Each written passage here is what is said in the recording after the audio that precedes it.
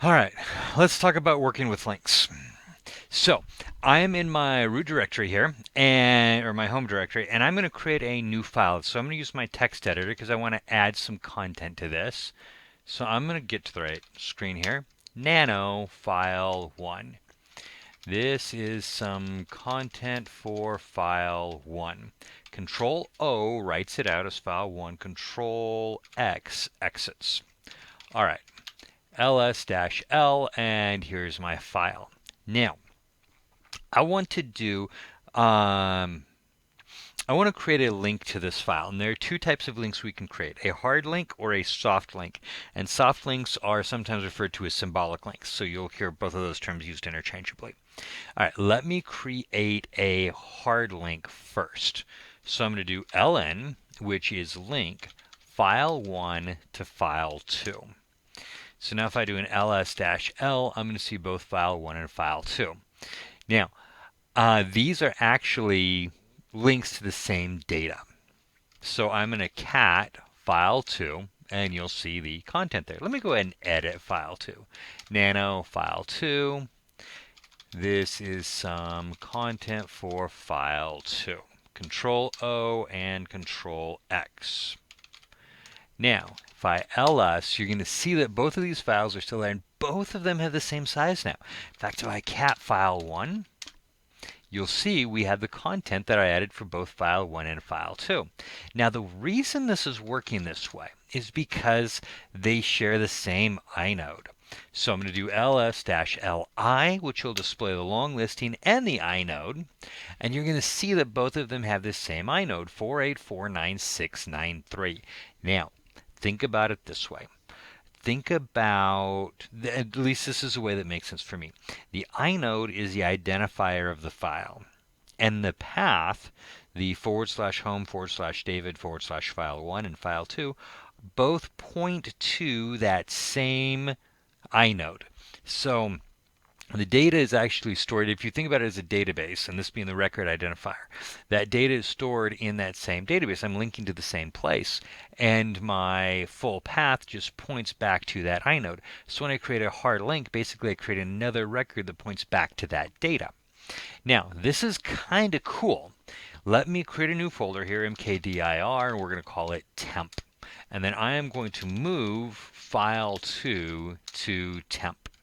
So ls-l, and here's my temp folder, cd space temp, ls-l, here's file 2. Still got the same inode information. So I'm going to edit, or nano, file 2. This is some more content for file 2. Control O to write out, Control X.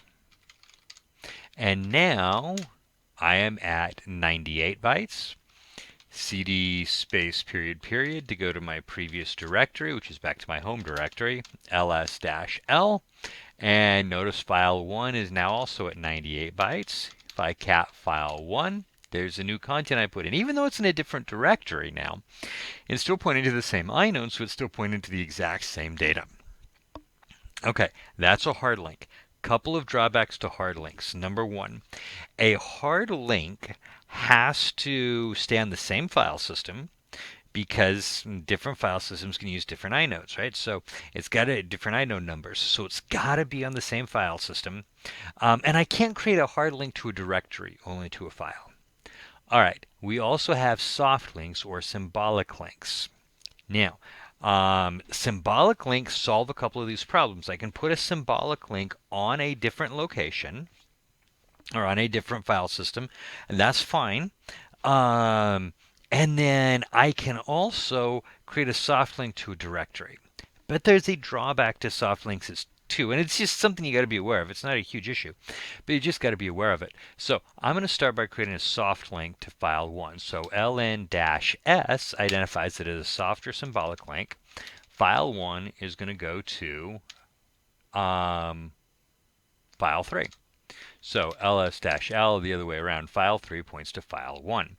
Now notice file 3 is only 5 bytes because that's just a link to it. So I'm going to nano file 3. Something about that did not go the way I wanted it to.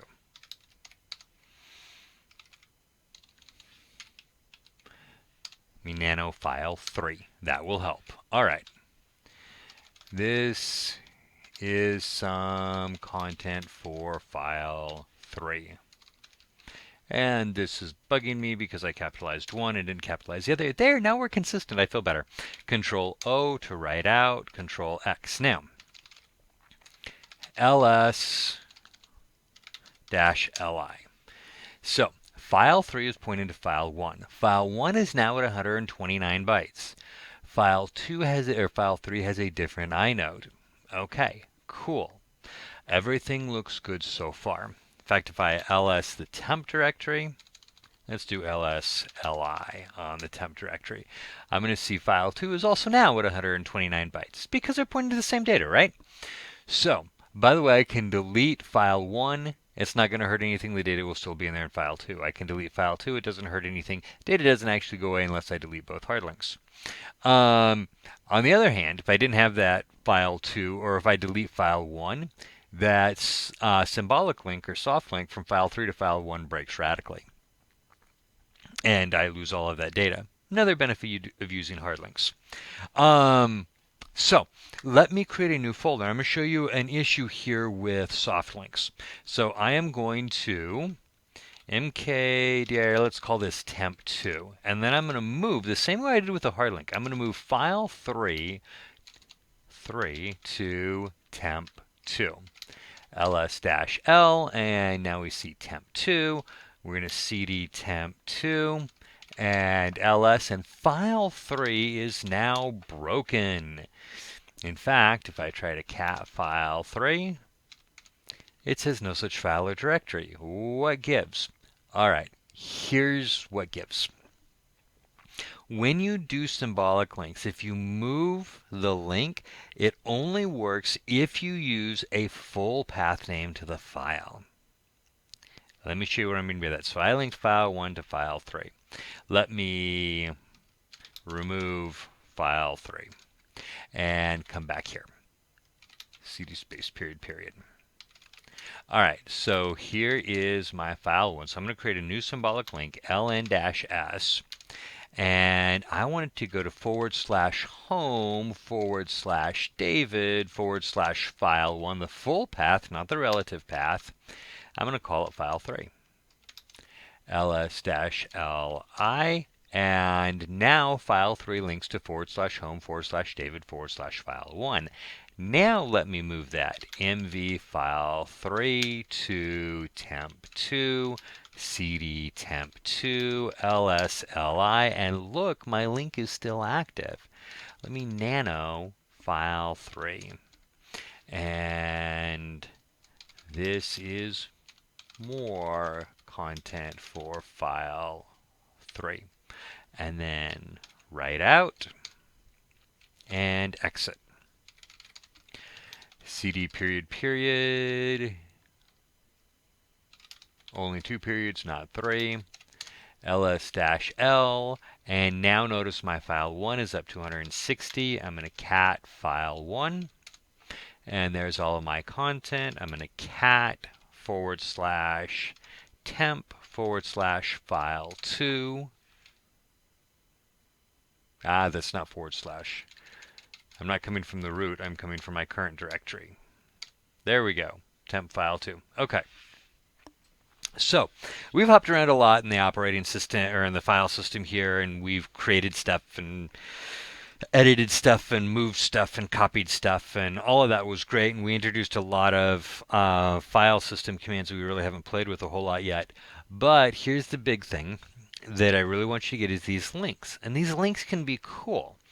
There's a big difference between hard links and soft links.